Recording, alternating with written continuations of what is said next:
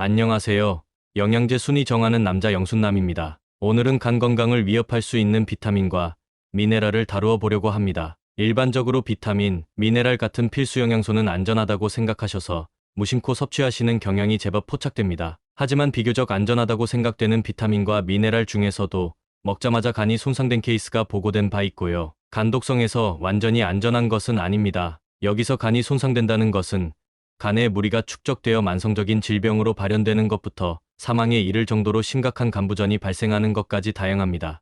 일단 간이 손상될 경우에는 극심한 피로감, 황달, 구역, 구토, 짙은 갈색 소변 등의 눈에 보이는 증상으로 신호가 오기 때문에 어떤 성분이 간에 부담이 되는지 아는 상태에서 영양제를 섭취하신다면 이런 증상이 나타났을 때 빠르게 대처할 수 있기 때문에 오늘 설명드리는 내용 주의해서 들어보시면 좋겠습니다. 특히 오늘은 반드시 섭취해야 하는 필수 영양소 중에서 간에 부담이 될 수 있는 영양소만 다루기 때문에 적절한 섭취 기준을 세우실 수 있도록 영양제의 안전 수준 섭취량과 위험 수준의 섭취량, 간 손상이 보고된 사례까지 간략하게 정리해서 말씀드려 보겠습니다. 간 건강을 위협할 수 있는 비타민과 미네랄. 첫 번째는 비타민 A입니다. 비타민 A는 베타카로틴이 아닌 레티놀 기준으로 일반적으로 4만 IU 이상에서 간 손상이 유발되는 것으로 알려져 있었는데요. 2020년에 발표된 연구에 따르면 만 단위를 지속적으로 섭취할 경우에도 간 손상이 유발된 케이스가 보고되었습니다.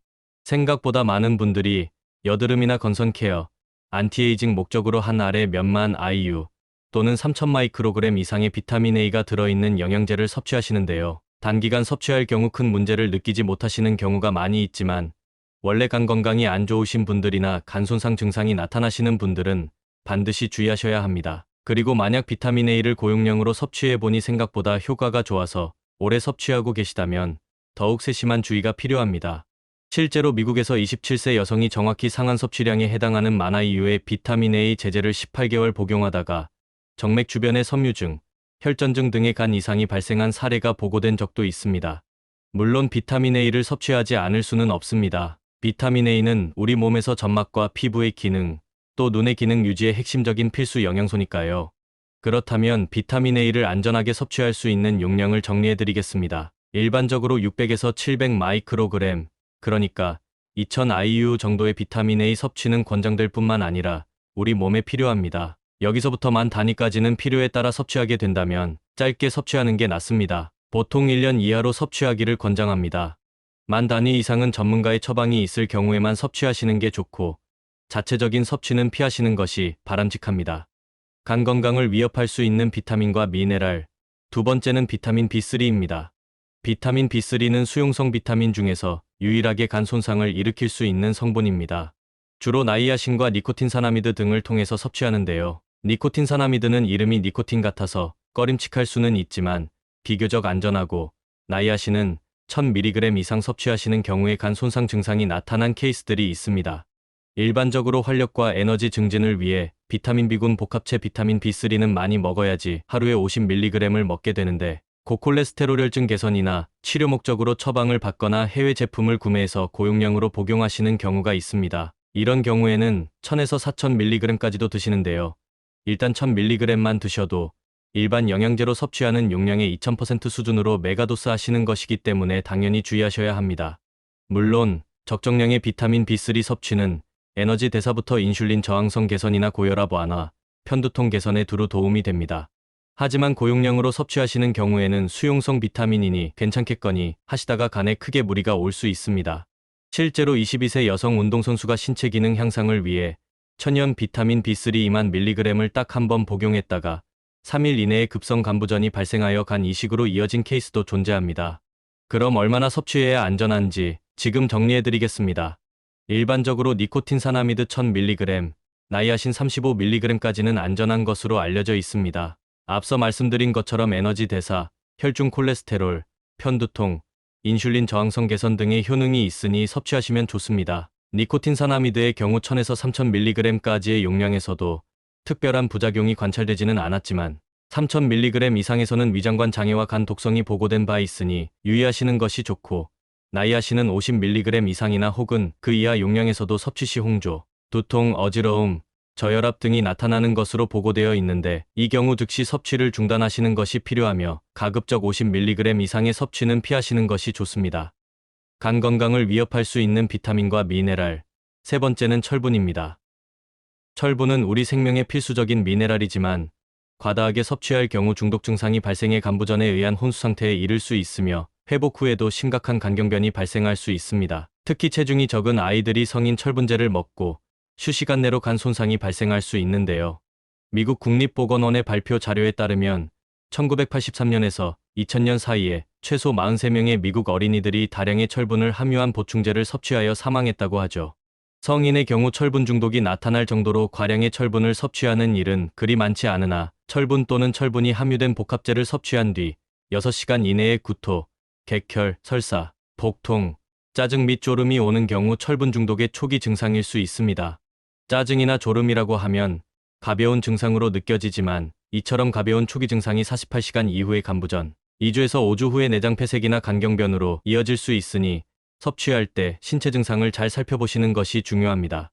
철분의 경우 성장기가 지나면 식생활이 아주 불량하지 않은 이상은 일반적인 식사를 통해 충분히 보충되므로 굳이 추가로 보충하실 필요는 없습니다. 하지만 굳이 영양제로 섭취하신다면 하루 45mg 이하로 섭취하시기를 추천드립니다. 또 철결핍성 빈혈 등으로 전문의의 처방을 받아 섭취하는 경우 이외에는 60mg 이상의 섭취는 지양하시는 것이 좋습니다. 또 용량과 상관없이 철분 섭취 중 구토, 객혈, 설사, 복통, 짜증, 졸음 등의 증상이 나타날 경우 주의가 필요합니다.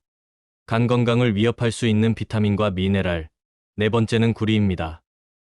구리는 우리 몸의 철분 이온과 콜라겐 합성은 물론 뇌 건강에까지 영향을 미치는 필수 영양소입니다. 하지만 철과 마찬가지로 중독 증상이 발생해 간 손상으로 이어질 수 있고 장기간 고용량의 구리를 섭취할 경우 간경화로 이어진 케이스가 존재합니다. 일반적으로 구리는 식이 섭취를 통해 충분히 보충되기 때문에 별도로 보충할 필요성이 크지 않습니다.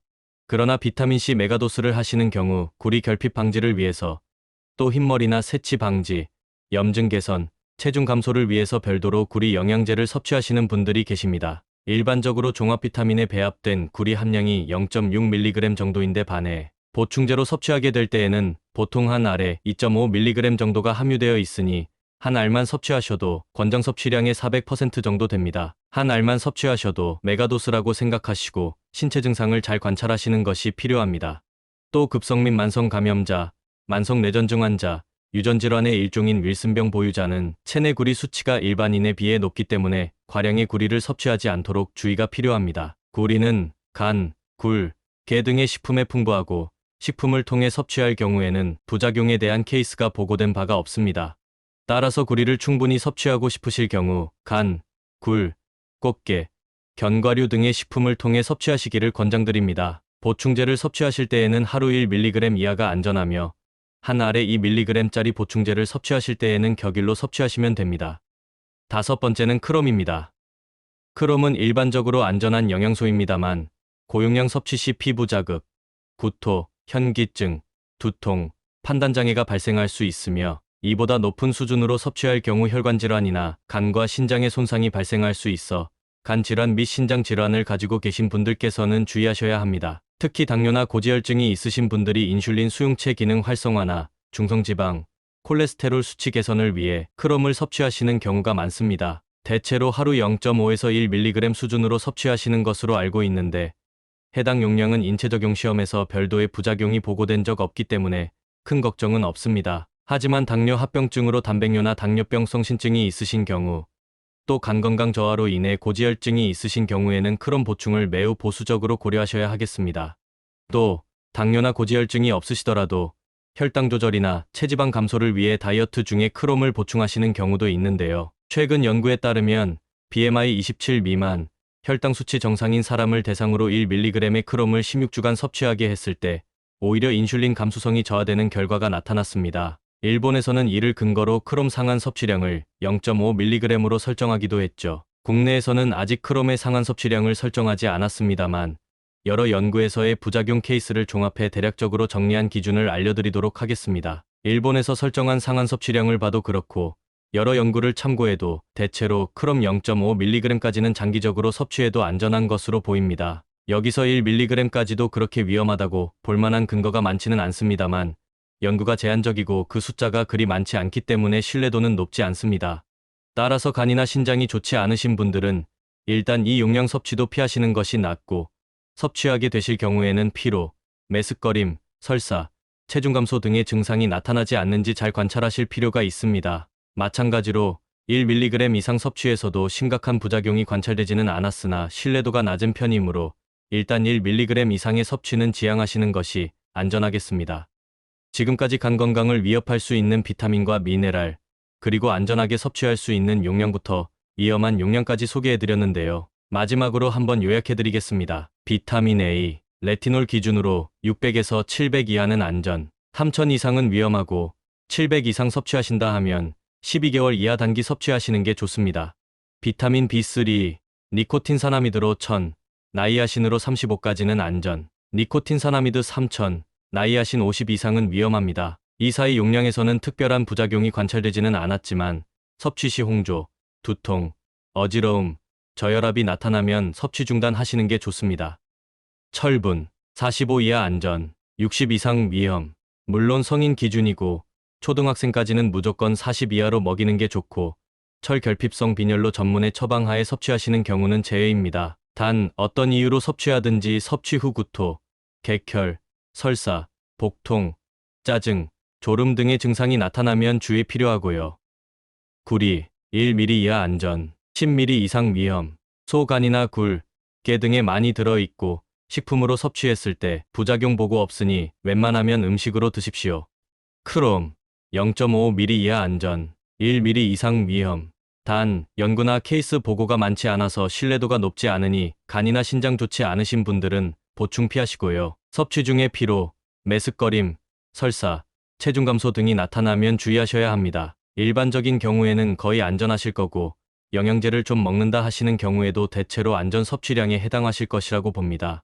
평소에 비타민과 미네랄 섭취에서 간이 손상될까봐 걱정하셨던 분이라면 오늘 정리해드린 내용 잘 보시고 안심하시길 바라고 특정한 목적하에 메가도스 하시는 분은 좀 더 주의하시면 좋겠습니다. 그럼 다음 영상으로 찾아뵙겠습니다. 감사합니다.